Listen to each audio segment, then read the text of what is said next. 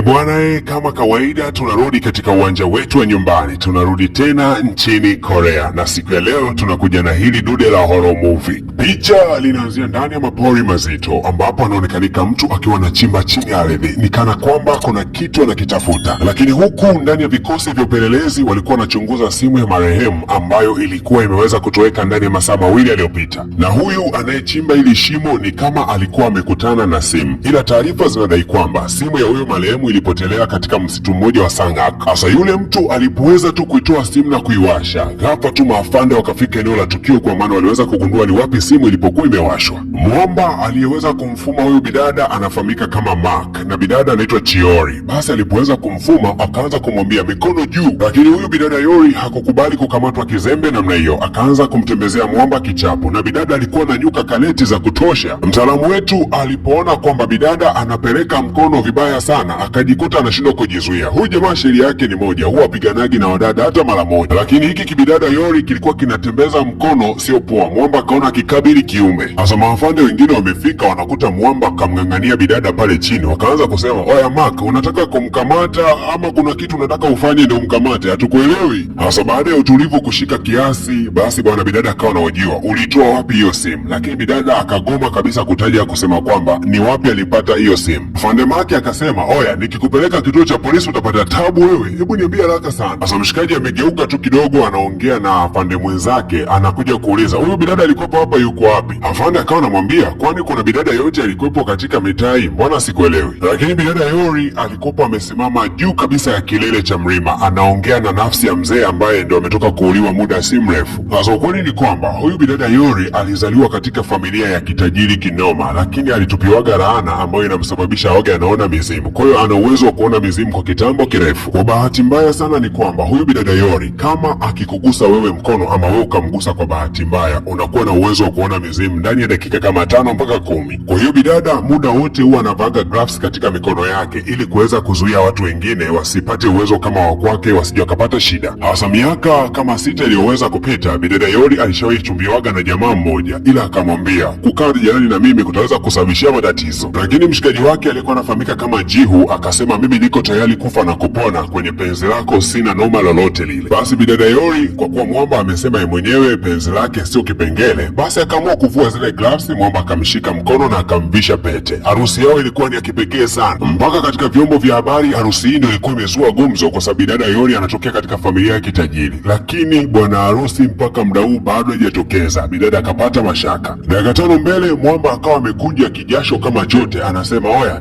yaani huwezi kuamini, kulikuwa kuna foleni kinoma. Lakini jamaa kujisearch ndio anagundua kwamba amesahau pete kwenye gari, ikabidi kuomba ruksa aweze akafuate pete. Ila akiwa kwenye lifti ndio akaanza kushtuka kwamba mbona unafikiri taa zinawaka na kuzima, na mbadala wa lifti kushuka, si ikapanda juu mpaka ikachomoza juu kabisa ya bahari, alafu maji yakaanza kupanda juu kabisa ndani ya lifti kiasi ya kwamba yanataka kumzamisha. Mwamba Jiu hakuamini macho yake kwamba jamaa anakwenda kufa kwa kukosa pumzi, akaanza kupiga makelele, nisaidie wazee, nisaidieni na kufa huku. Hasa bidada kwenda kumtazama Mwamba, anakutana na jamaa akiwa amegamia gari, pumzi imemkata kinoma. Jamaa akawa anasema, usinisogelee, nitakwenda kuwasiliana na vyombo vya habari kukanseli kabisa hii harusi. Na kutoka siku hiyo bidada Yori aliapa kwamba hatuwahi kumpenda mtu yeyote yule, kwani kumpenda mtu kwake ni kumuingiza matatizoni. Sasa kesho yake mapema na alfajiri bwana, Mwamba Mark yuko kama kawaida anajiandaa kuelekea ofisini. Kumbuka Mwamba anafanya kazi katika kitengo cha uchunguzi, na leo Mwamba alikuwa yuko mahakamani kwenda kusikiliza kesi ya Mwamba ambaye alikutwa nguo yake ikiwa na damu na kuna mtu alikuwa amefariki ndani ya nyumba yake. Lakini bwana mdogo ambaye inadhaniwa kwamba amefanya mauaji akawa anaambiwa, hebu kili ukweli kwamba umeweza kufanya hilo tukio. Lakini huyo dogo anaitwa Sanjay, babake ni mwenye pesa sana na mtu mwenye cheo kikubwa serikalini, akawa anajibujibu toporo tu mbele ya mahakama. Anajua kabisa mwezi mkamfanya chochote, babake yuko juu ya sheria.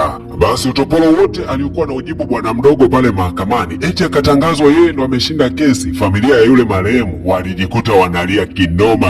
Mpelelezi Mwamba mtalamaki yeye alijikuta anasikitika tu, mtetezi wa wanyonge. Sasa leo amekutana na watu wenye pesa zao, wameweza kushika mpaka mahakama. Alafu Mwamba baada ya kutoka mahakamani akaanza kumwambia Mark, akasema, si nilikwambia wewe wanasheria hauna nguvu ya kuweza kuishinda pesa. Mark akasema, nitakata rufaa na iko siku nitakushinda katika kesi hii. Basi bwana wewe wakuu wake wa kazi Mwamba Mark wakawamwita jamaa, wakamwambia, oya, anamwambia umeshashindwa kesi mahakamani, kwa acha mambo yaishe kama yalivyo. Kumbuka hauna pesa na hauna nguvu. Sasa wao wanaoshindana nao ni wenye pesa na wenye nguvu, wanaweza kukupoteza ujue. Lakini mtaalamu aliapa kwamba ataichuchumilia kesi hii mpaka aweze kushinda. Yeye hataki kabisa kuwa dhaifu na kushindwa kidheme namna hiyo. Sasa mkuu wake wa kazi akawa anamwambia, yaani wewe kila kesi ambayo tulikukataza kufuatilia umeshindwa, bado tu umekazania kufuatilia vikesi visivyokuwa na maana, utashindwa tena wewe. Hata wafanyakazi wenzake wakawa wanamwambia, oya, msikilize mkuu mwanangu, wewe kila kesi ukishika unashindwa, kila kesi ukishika unashindwa, alafu kesi zote unazozishika ni zile ambazo ofisi imekataza. Na wakati huo bibi yake alikuwa anampigia simu, anasema, wewe muda wa kwenda hekaluni umefika, wewe endelea kufanya tu kazi, sahau kabisa siku ya Sabato. Sasa mshikaji Maki akaanza kusema, oya mwanangu, unaweza ukaniwakilisha ukaenda kwa bibi kule kufanya ibada. Mwamba akasema, hapana bana, mimi nimeokoka na mpenda Kristo, wala mimi sio dini yako hiyo. Basi Mwamba akalazimika tu kwenda kwa bibi kufanya ibada. Baada ya kumaliza kufanya ibada, bibi akaanza kusema, oya kijana wangu, umeshafikia umri wa kutaka kuoa. Sasa ukikutana na mwanamke ambaye amezaliwa katika mwezi wa nyani, usije kusubutu hata mara moja kumwambia kwamba unampenda, ni kosa kubwa sana.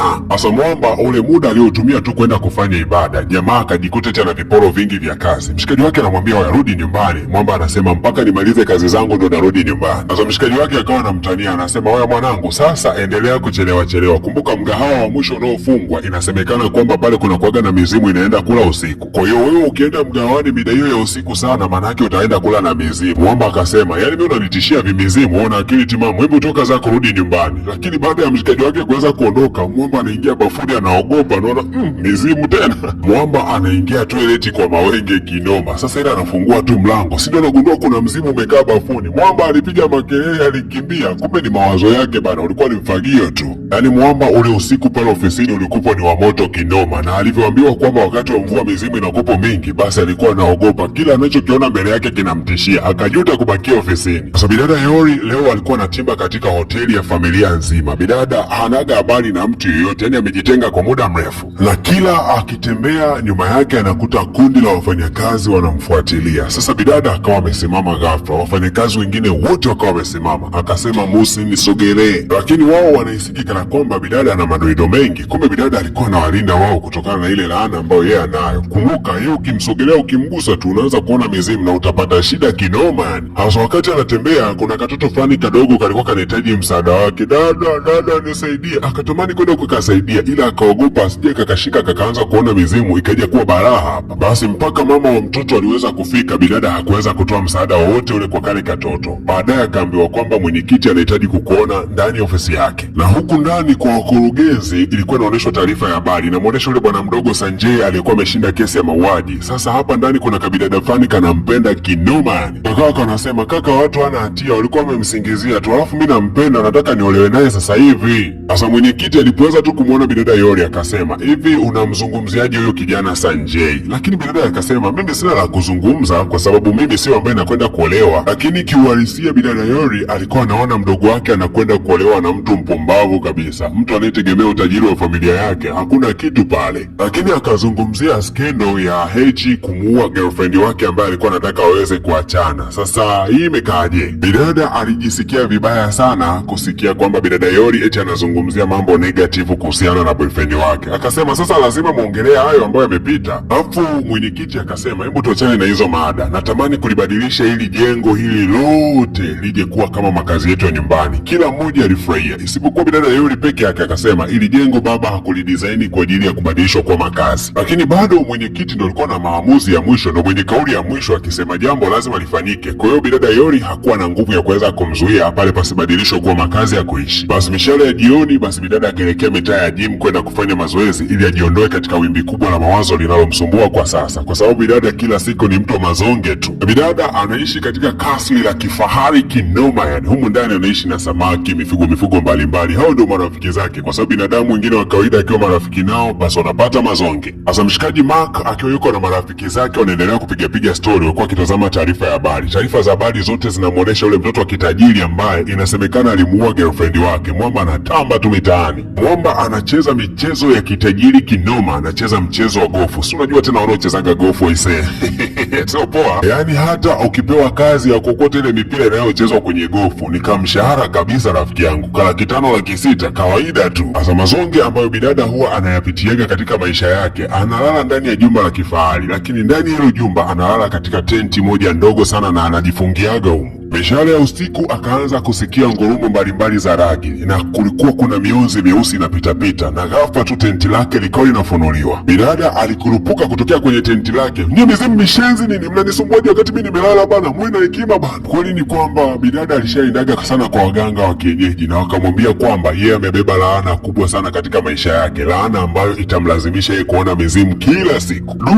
Hili balaa na nusu. Hii hali bidada Yori atadumu nayo mpaka lini? Sasa bwana wewe, wadau wangu wa nguvu, ni wasitu kuitazama episodi ya pili. Gusa hiyo hapo inajitokeza juu kabisa katika skrini yako. Ukiigusa hiyo ndio unaweza ukaenda kuitazama episodi ya pili. Usipoigusa hiyo, kuiona episodi ya pili inaweza ikakusumbua sana. Itazame hapo juu nimeandika episodi ya pili, gusa hapo moja kwa moja ukaenda kuitazama full kabisa episodi ya pili full.